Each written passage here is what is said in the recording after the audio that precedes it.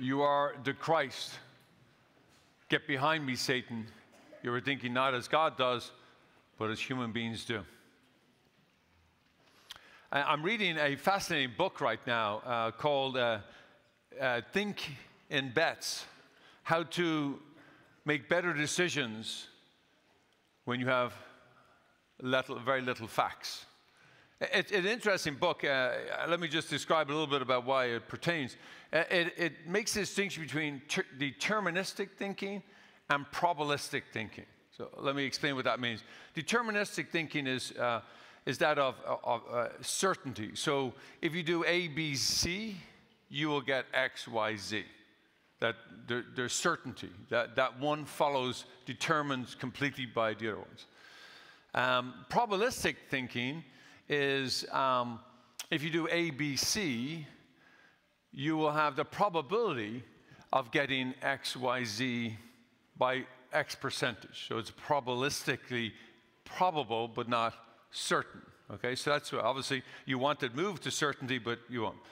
And she makes a great case. Her name is Annie Duke. It's a really interesting read. What she makes the comparison that you have to understand her background, right? She's a professional poker player. I know, so she's playing the odds, right? So she knows, but it's interesting what her thinking is to understand. Now, look, there's only so far the book can go, but it kind of gives us some parallels to what we're dealing with in today's gospel. You see, she says that life is more like poker than it is like chess. Because, see, here's what happens in chess, is chess, if Bill and I are playing chess, and Bill beats me, it's because Bill is better than I am. There is no chance or luck in the game of chess. There's nothing. You can't say, oh, the wind was blowing hard, so I didn't make the right move. Like, I mean, that doesn't work. It's completely about skill. Like, if he's a master player, a master chess player, like, I'm just going to wipe that. Now, if I played an 8th grader, I might have a chance, depending on how good he or she is, because I'm not that great. But the point being is it's all skill.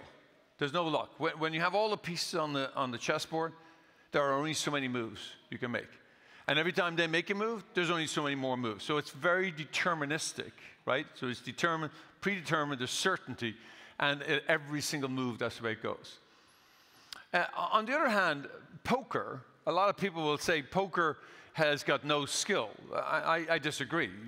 Poker's got a lot of skill, but it also has chance.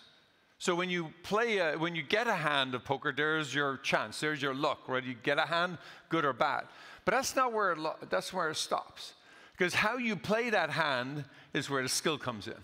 How you play your hand and how you play your hand in tandem or in the game with the 5 or 6 or whatever number of other players you're playing.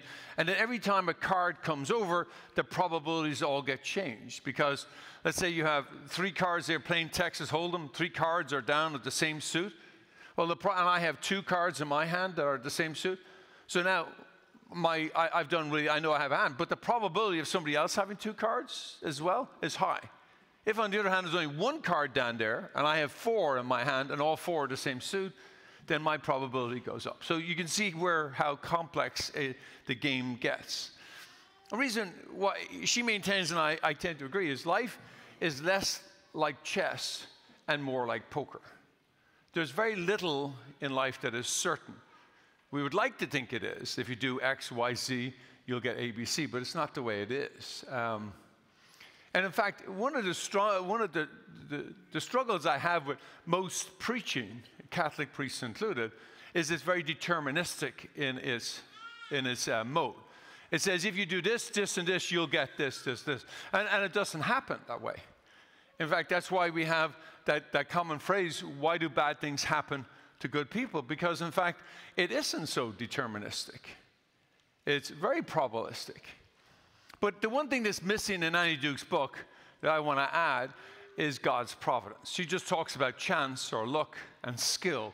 But there's a third element, which is God's grace, God's providence, as we call it. It's how does God play a role in this and enable us to both to use our skill in this game of life, but also learning to helping us to read the game, to read the table, so to speak.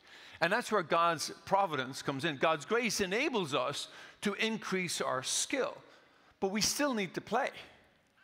We still need to play the hand that we have, that we've been given. Because if we don't play the hand we've been given, and we fold at every single occasion, right, which some players do, because then they're keeping it safe, but then they're not really playing the game. And we're not reaching our truest potential as human beings, and certainly not as disciples. You see, it's this very deterministic view we hear in today's gospel. Peter is coming along, and Jesus asks all the disciples, who do people say I am? They all say different prophets. But then Peter comes along and says, you're the Christ. And that's the right answer. So great, you won a hand, but you haven't won the whole game yet. And because what does he turn around, and he has a very determined view of what that is. You're the Messiah, that you can get your control, and everything's going to go our way, and you're never going to suffer. So when Jesus turns around, he says, I'm going to suffer, and I'm going to die at the hands of the religious leader, he goes ballistic. And he goes, no, you can't do that. And Jesus corrects him. He says, you don't understand. You're thinking as a human being, not as God. You're not understanding God's providence, that's not the way it happens. Suffering is part of life. And what Christ is saying is, let me show you how to do this. Let me show you how to suffer in this life, because it's going to happen. Like, you're not going to win every hand in your playing your life. That's just the way it is. You get some really doozy hands sometimes. When you're sick and when you're suffering and you've got a bad hand, you still have to play the hand. You can't just fold the hand every single time. And that's what the Lord is trying to tell us, that he is in every single hand. He will help us play every single hand. And so here's the part. So, okay, that's great theory, but what is it actually, how do we do this in our really day-to-day living? Well, you've heard me say it 1,000 times, but I'm going to have to say it again. We're not going to be able to get better at this game of life without us being mindful of what's going on. We have to be men and women of prayer. To be able to discern how to play at any given situation, we're going to have to look at what's happening in our life and take in and then discern, what are we called to do? How are we called to play our hand? Because every one of us has a different hand. And every one of us has to play that hand differently. So what are some of the inputs? Well, the letter to James tells us some of those inputs.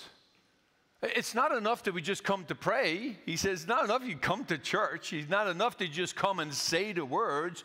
You've got to live out the words. You've got to put the words into action. He says, it's not enough to go, oh, you see somebody homeless? Oh, I'll pray for you. Keep warm and well fed. He said, no. You've got to reach out and help them. That's what it means to play the hand. You got to reach out and do the work. Now, look, we have, right after Mass, we have the stewardship fair.